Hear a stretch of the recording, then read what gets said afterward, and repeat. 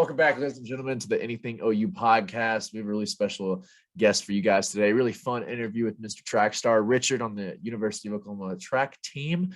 Before we get in this video, I do need to preface that this video was recorded before finals, and finals are currently going on right now as you are watching this video. So I cannot give you the outcome of that, but I'm sure they are doing great. But before we get into the interview, we have to tell you guys about our sponsor, www.hornsdownshop.com. If you need any of your cool OU gear that you cannot get on Campus Corner anywhere else in Norman, you can do so at the first link in the description below to support us and our board, Deshaun White and Horns Down as well. And yeah, we've got a lot of really cool things in the works coming up. Pretty big announcement coming soon. So enjoy the video. Welcome back, everybody. We have our guy, Mr. Track Star, Richard Kuykendoll. Man, how you doing? I'm doing good. I'm doing better now, actually.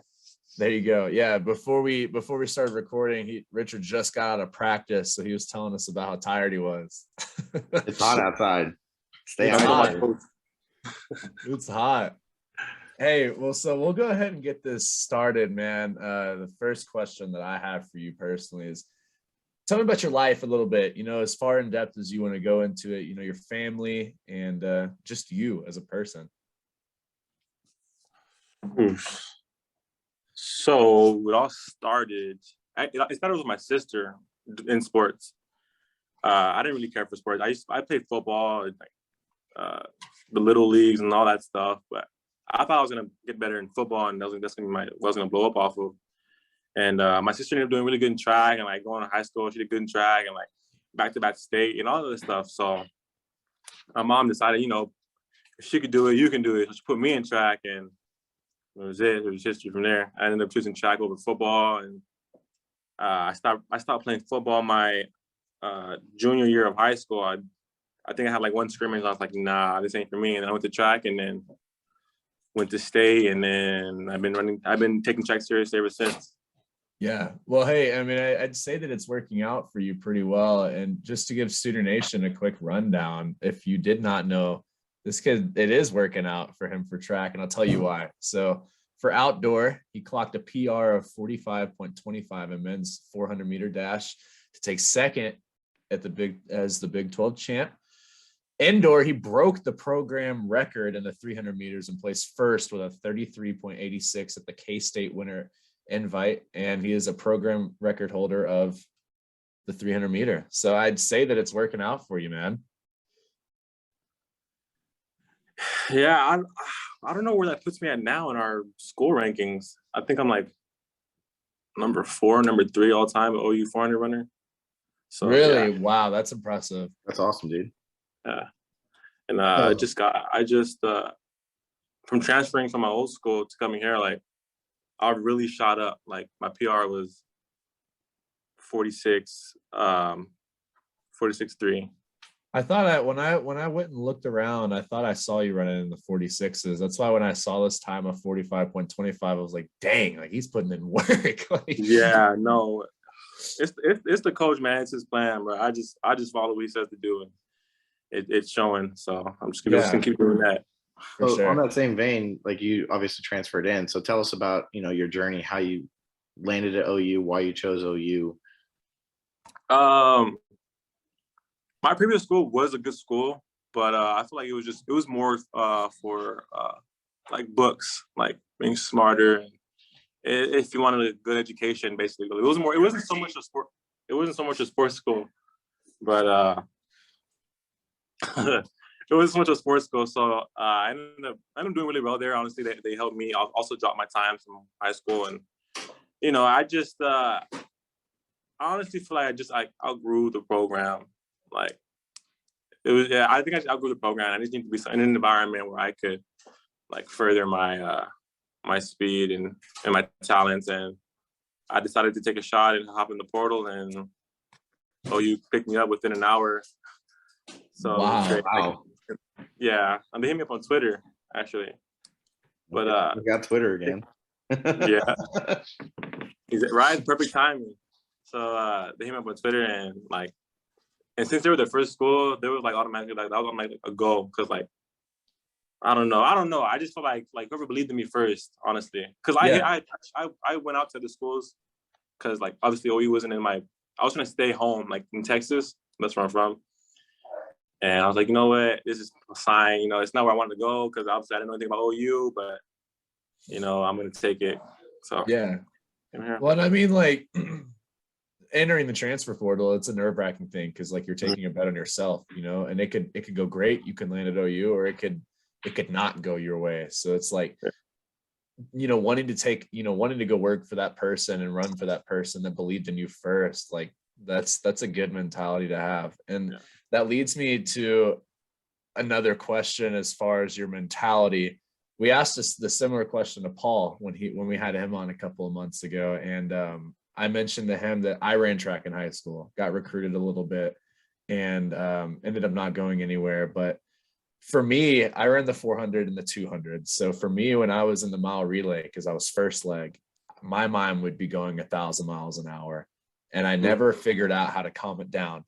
And until, you know, boom, gun sounds. And then it's just, you're in the zone and you're running. And Paul's answer was, no, like, I don't feel anything like that. Like, I come here to do a job and I get it done best of my abilities. And so my question is, what goes through your mind during a race? Are you nervous, or are you just like, man, I'm gonna kick everybody here and y'all can't touch me?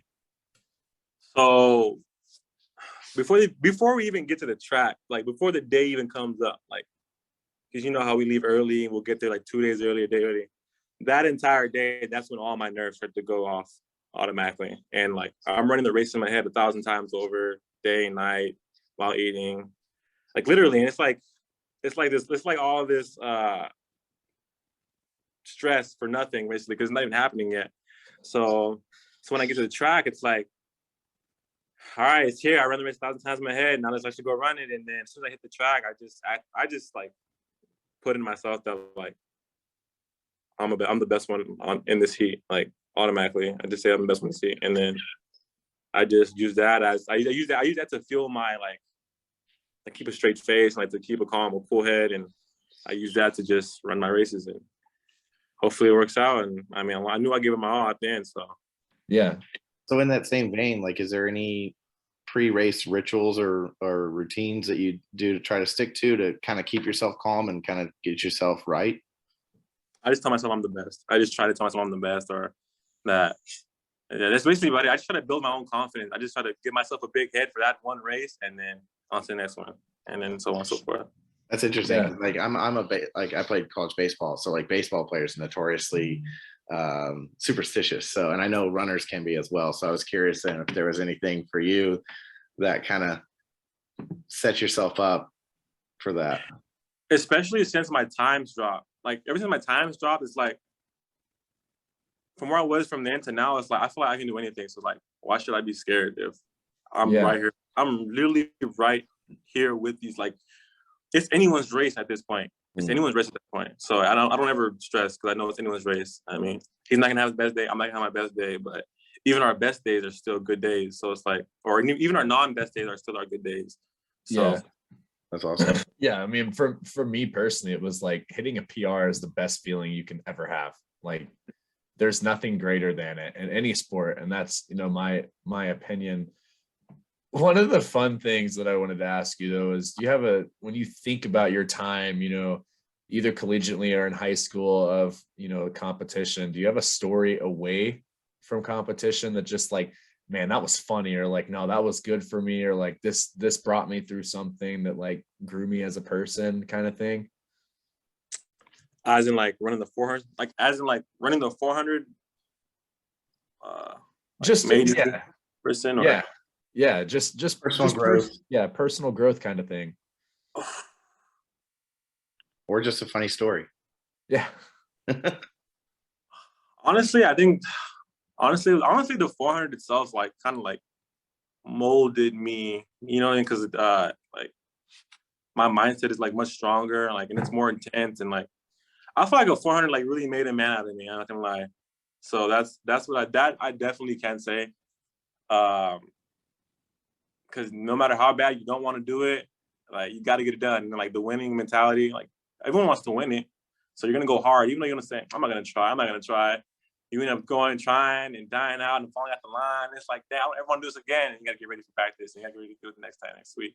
So it's So like, I wanted to ask you this really quickly because you're a 400 guy. I was a 400 guy. One of the workouts that we did was called Man Makers, and the reason why this made me think of this is because you said that it made a man out of you. A man maker was you ran a 400, you had to run it as fast as you could. You got a 40-second break, and then you had to go run another one, and then you had 2 minutes, and you redid it again. Do y'all do that? so in high school, I did that. It wasn't a 400. It wasn't a 400 though. We did 200s.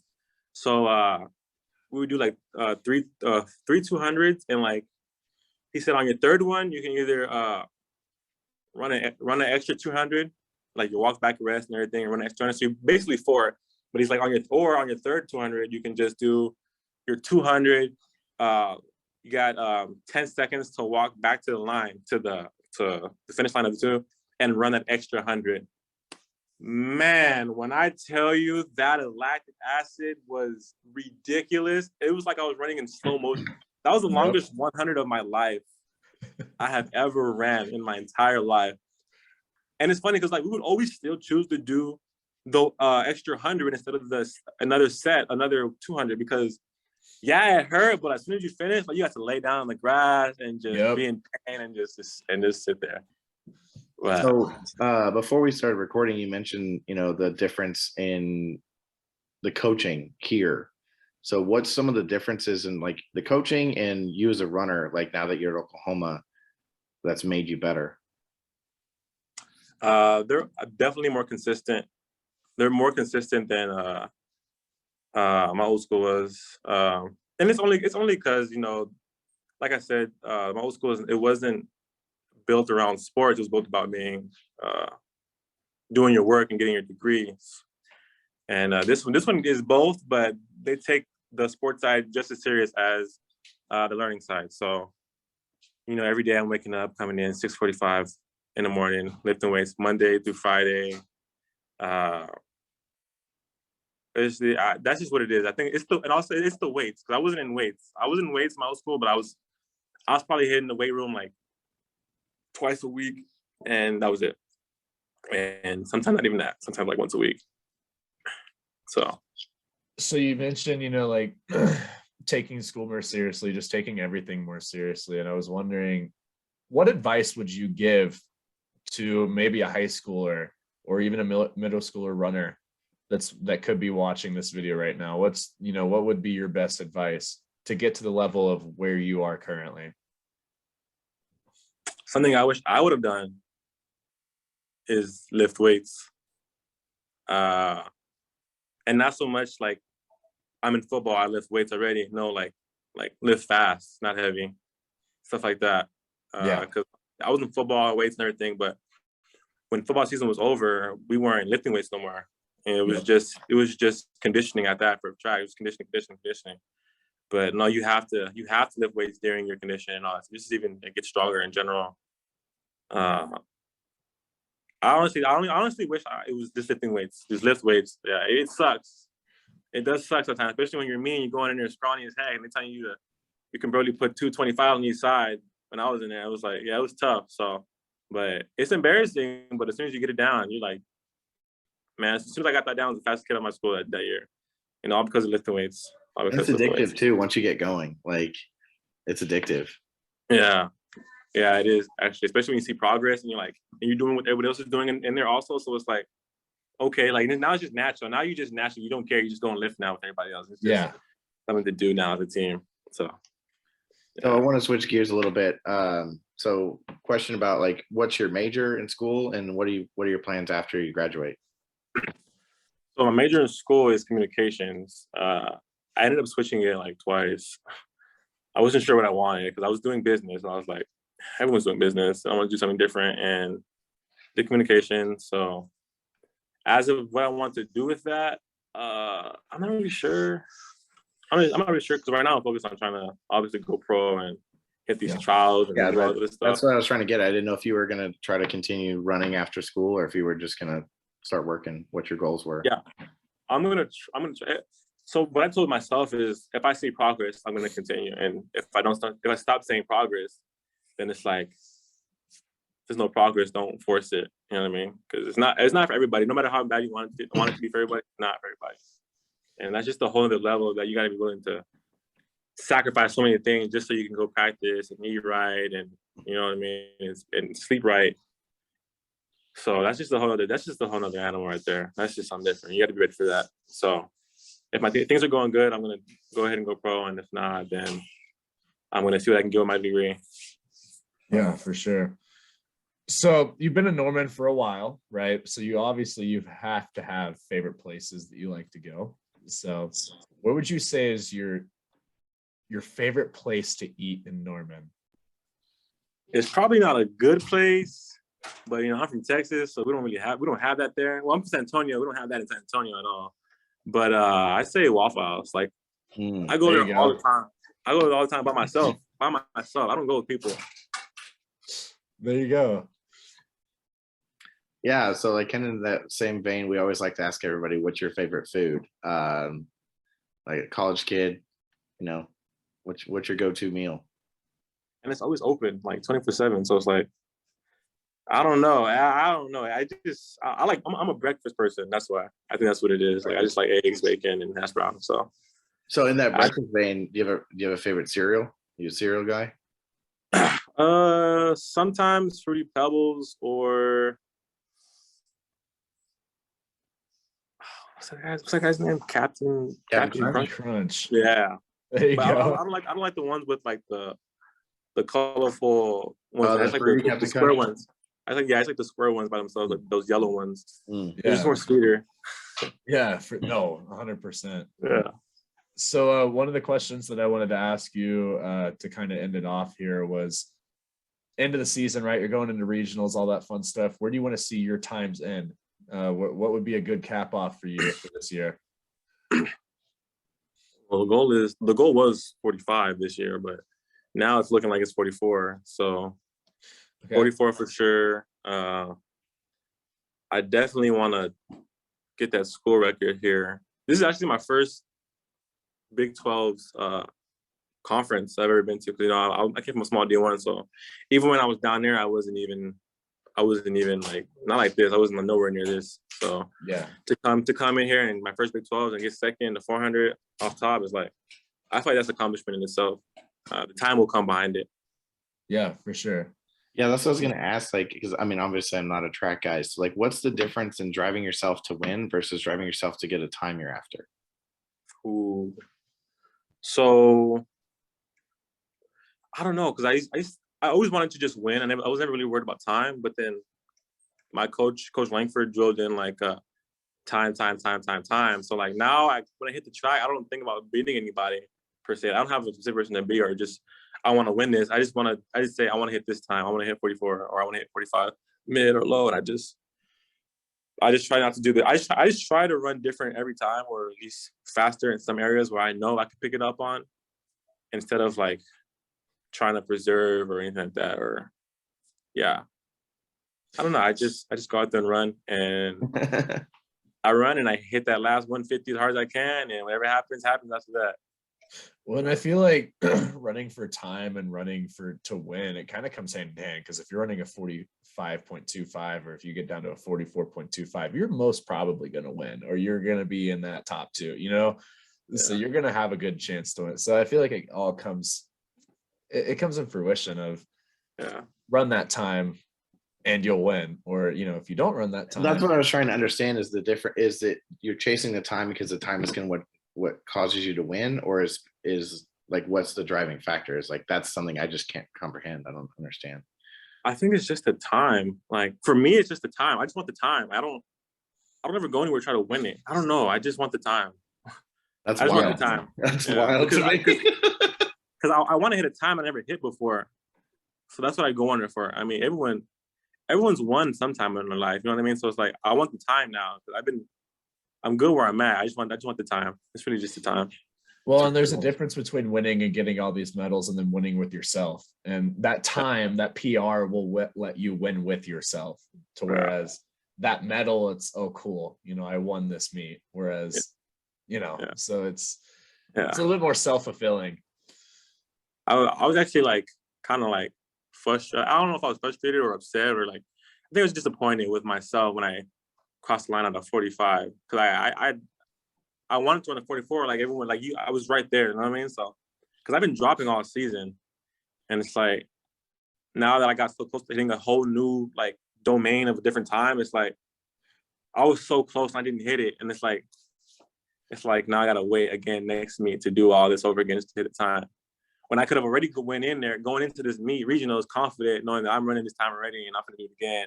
Yeah, and it's just finished to be great. But it's like now you gotta really run like for real harder, even like 2 times harder than last time. It's like I was so close there. Which would you prefer? Like knowing the confidence that you've done it before, or like knowing that you're trying to chase something? What drives you more?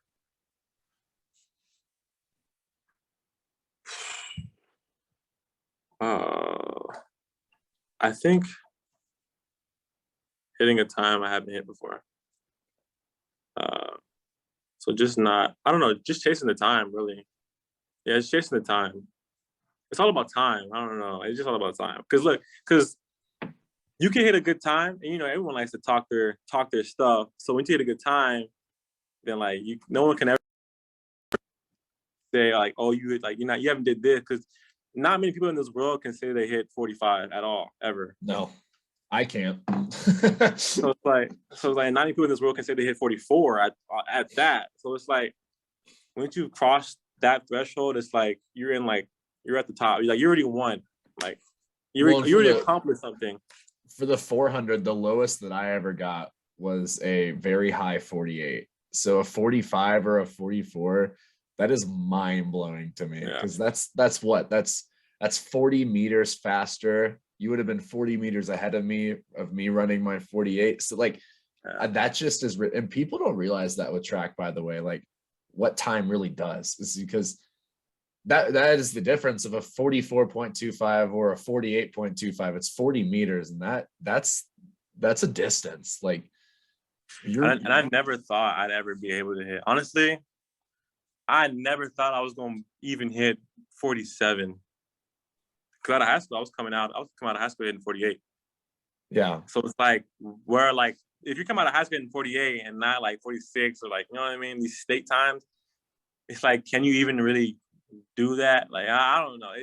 As a high school student, you're not thinking like you're able to do that like at all. Like, no, you're not thinking. You want to say one day I'm gonna hit it, but you're not like really serious, like confident. You're just saying it. But to actually hit it, it's like I wonder what else I could do. Like, I wonder what else. Yeah. I wonder what else I can do. So. No, 100%. Hey, well, Richard, we appreciate you for coming on, man. We know you had a pretty busy day today, and if you ever want to come back, man, you are always welcome. And I think I can speak for all of us that we're rooting for you, and we want to see you in that natty. So it's gonna be a grind. It's gonna be a hard grind, man. Everybody want that. Yeah. Yeah. So does you. Chase that time, brother. I believe in you. So just get after it. You got a fan of me for sure. So again, you ever want to hop back in on the podcast, brother, we will always have you. Appreciate it. Yes, it was nice being on here with you guys. It was a new experience. Never really had an interview. So yeah. I mean, it's always fun. It's interesting to see. A lot of people say the same thing you just said. So it's pretty cool. So that's been everything on the Anything OU podcast. I didn't preface it in the intro, but we had to re-record this intro, had technical difficulties on my side. Wanted to say I apologize that this video is not up Wednesday. I know we didn't keep our normal upload schedule this week. The sooner summary will be up, so you can have something to look forward to that's consistent on that side. But really appreciate you guys for stopping by. The love and support is amazing, and it makes us want to keep grinding and really pump these videos out for you guys and just provide the best content that we can possible. So thank you guys. Love you guys. Boomer Sooner.